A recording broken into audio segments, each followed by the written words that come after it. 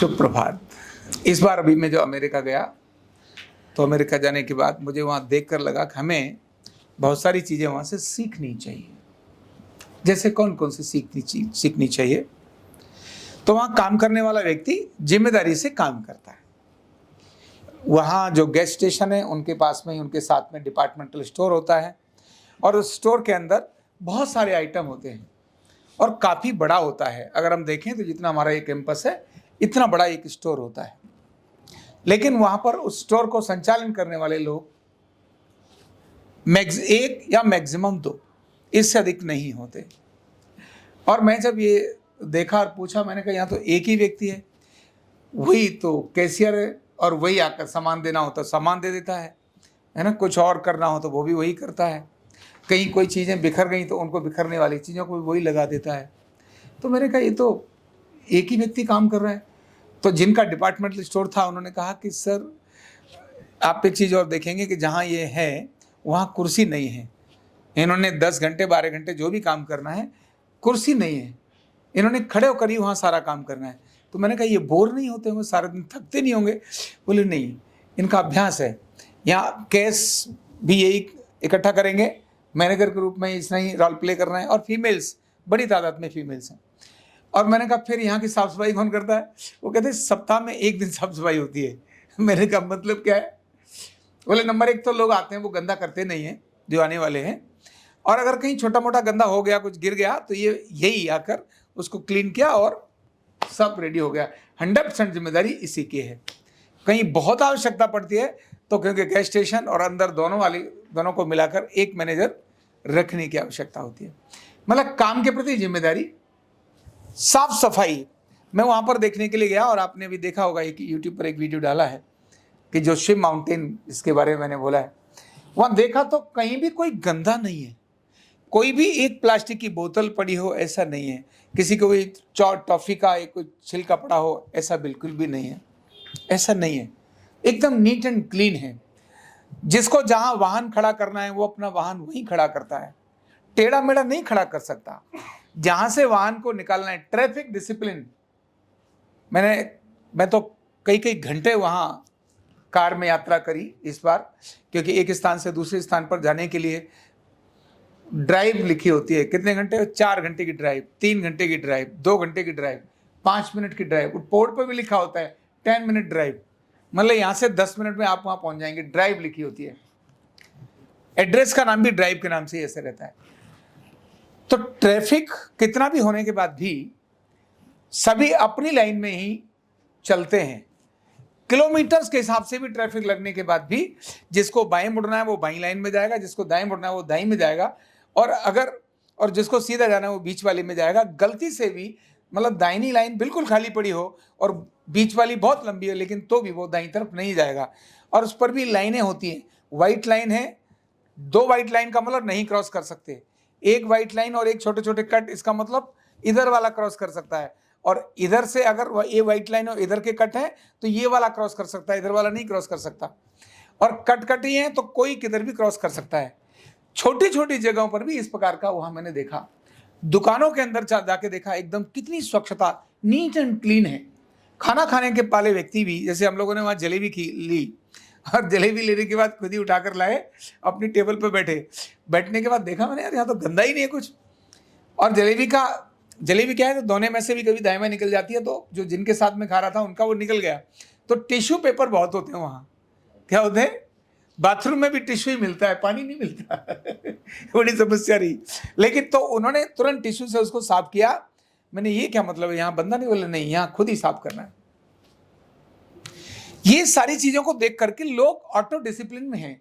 भारत के लोग जाने के बाद भी वहाँ ऑटो डिसिप्लिन में ही रहते हैं। माना कहीं भी कोई व्यक्ति खुद होकर के अपने घर की साफ सफाई रखता है। ऐसा देख के मुझे लगा कि ये चीज़ें हमें भारत के लोगों को एक बार आना और देखना चाहिए। फिर मुझे तुरंत अपना ध्यान में आया, जब हम छोटे थे हमारे घर में तो सुबह उठने के बाद, शौच वगैरह जाने के बाद, घर के बहुत बड़ा घेर होने के बाद भी पशु हैं, सब हैं, सबके नीचे एकदम साफ सफाई होगी।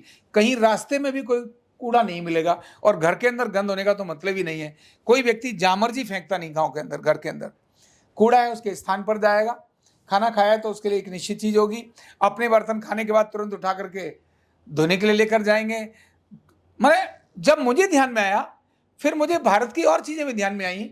दक्षिण भारत में जब मैं गया और वहाँ के गांव में रहा, केरल के कलरी जहाँ सीखते हैं उसके आसपास के गांव में मैं रहा, महाराष्ट्र के अंदर में बहुत जगहों पर रहा, वहाँ देखने के बाद मुझे ध्यान आया कि वहाँ पर भी लोग सुबह उठने के बाद झाड़ू पोंछा करते हैं, ऐसी ऐसी छोटी छोटी डिजाइन करते हैं। मैंने ये तो वहाँ नहीं है, ये तो अमेरिका में नहीं है। कितने सारे पशु रहने के बाद भी, गांव में कितनी सारी चीजें रहने के बाद भी कहीं तो कोई ऐसे ऐसे करके नहीं होता है।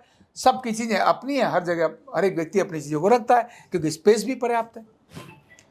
तो ये ध्यान में आने के बाद तुरंत मेरे समझ में आया, मैंने मुझे इसीलिए ये चीज अच्छी लगी अमेरिका की, क्योंकि हमने शहरवासियों ने अपनी इन चीजों को छोड़ दिया।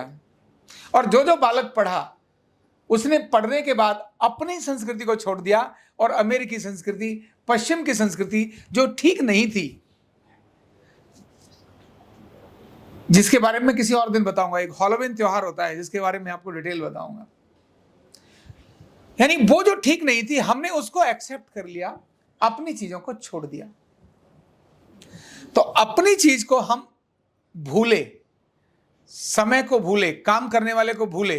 भूले का मतलब हमने आगे पास ही नहीं किया। सुबह 4 बजे उठ करके गांव का किसान तो खेत में काम करके आ चुका होता है सूर्य निकलने से पहले।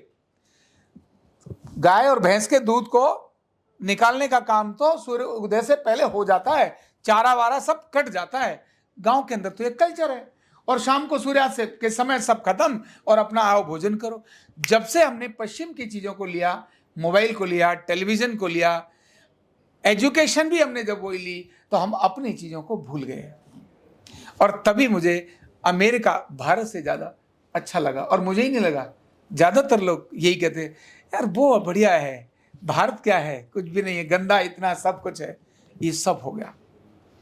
हम अगर अपनी चीजों का स्मरण करें, हम अपने प्राचीन ज्ञान का बोध करें, हम ज्ञान के बारे में मतलब ज्ञान लें, पुरानी हमारी परंपराएं क्या थी उनके बारे में जानें, उनके बारे में स्मरण करें, उनके बारे में पढ़ें और उनको अगर अपने जीवन में अपनाएं, तो दुनिया में हमसे अधिक श्रेष्ठ न था, न है और न कभी होगा।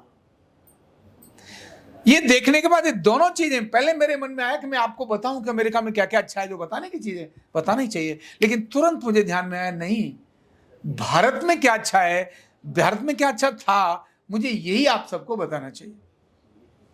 और यही स्मरण करके मैंने आज आपको विषय रखा। हम अपनी चीजों के बारे में जानें, अपनी प्राचीन परंपराओं को अपने बड़े बुजुर्गों से सुने, बड़े बुजुर्गों से सुने, पुरानी कहानियों को पढ़ें। स्वच्छता पवित्रता हमारा ही है, किसी और का नहीं। अनुशासन शब्द भी हमारा ही है। योग की शुरुआत ही होती है अथ योगा अनुशासनम, मतलब योग का मतलब अनुशासन है।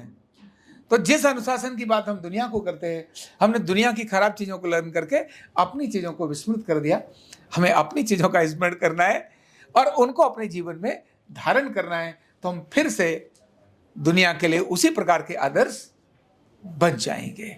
बहुत बहुत धन्यवाद। न्यूरोथेरेपी का कंप्लीट कोर्स सीखने के लिए जुड़िए हमारे ऑनलाइन ट्रेनिंग प्रोग्राम से और जानिए करीब 100 बीमारियों का इलाज बिना दवा और बिना मशीन के। इस न्यूरोथेरेपी ऑनलाइन ट्रेनिंग प्रोग्राम से आप घर बैठे बन सकते हैं गवर्नमेंट सर्टिफाइड न्यूरोथेरेपिस्ट।